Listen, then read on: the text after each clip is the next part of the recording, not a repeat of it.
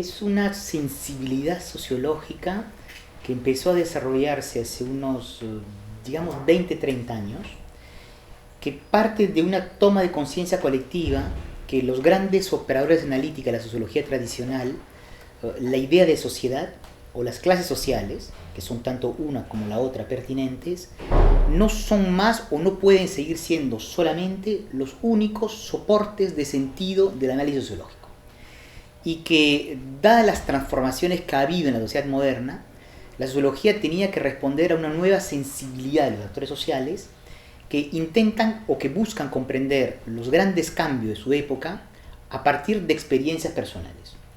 Cuando yo intervengo como sociólogo en grupos sociales diversos, que sean en colegios, en sindicatos, en grupos de ciudadanos, en el fondo la única pregunta que las personas nos hacen es: explíquenos qué está sucediendo.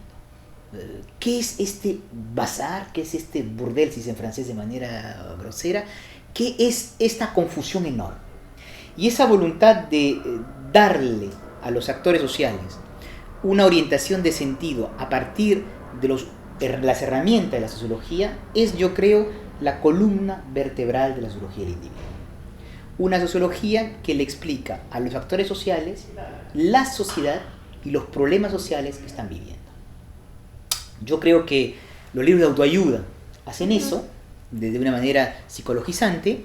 La sociología lo hace con las herramientas que son las suyas. Ese es, digamos, el punto de partida de la sociología del individuo.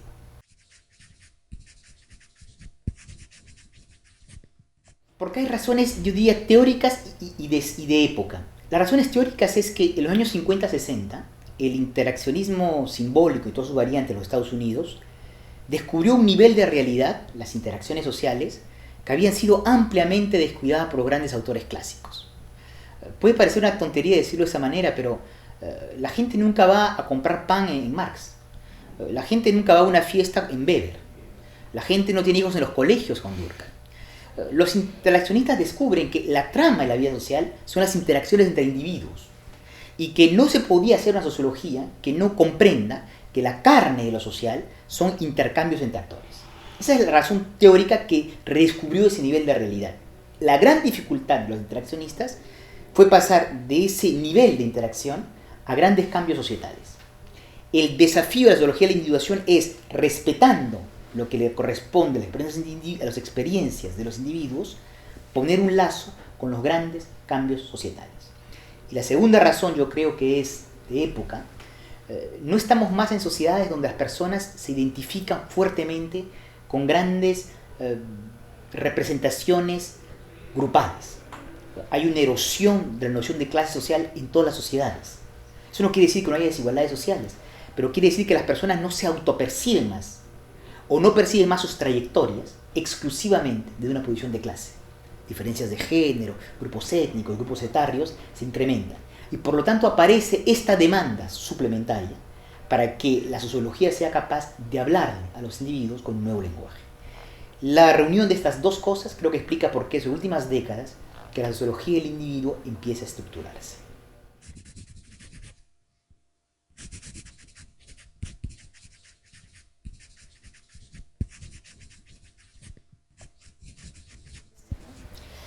Hay dos partes en la política. Yo creo que un sociólogo tiene derecho, o como todo ciudadano, de intervenir en los temas políticos. Hay una vocación política de la sociología, diría Max Weber, que es lo más importante, ¿no?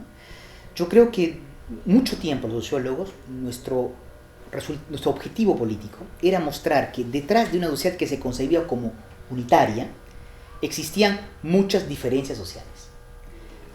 Entre lo uno, el absolutismo, mostrar la división de la sociedad. En términos, para hacerlo comprender de todo el mundo, cuando el Titanic se hunde, el 14 de abril de 1912, si no me equivoco, todo el mundo sabe que la tasa de sobrevivencia es diferente en tercera clase, segunda clase y primera clase. En primera clase solo fallecen 24% de personas, en la segunda clase 36%, y en la tercera clase fallecen 60%. Es decir, incluso cuando el barco se hunde, no estamos en el mismo barco. Y eso fue el gran legado de la sociología clásica, mostrar que la sociedad no es una, sino que hay divisiones estructurales de clase.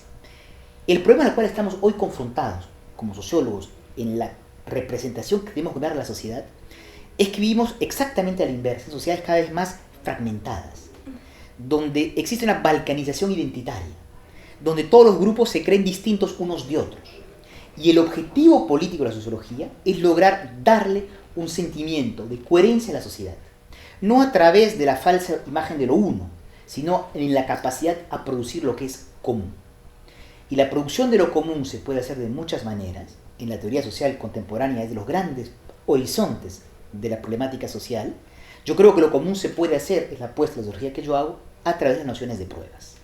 Mostrar que a pesar de las diferencias sociales, culturales y diversidades que pueden existir, porque eres miembro de una sociedad, estás confrontada a un conjunto común y estructural de pruebas. ¿Qué es la política hoy para un sociólogo? Producir lo común, ante un mundo cada vez más dividido, fragmentado y balcanizado.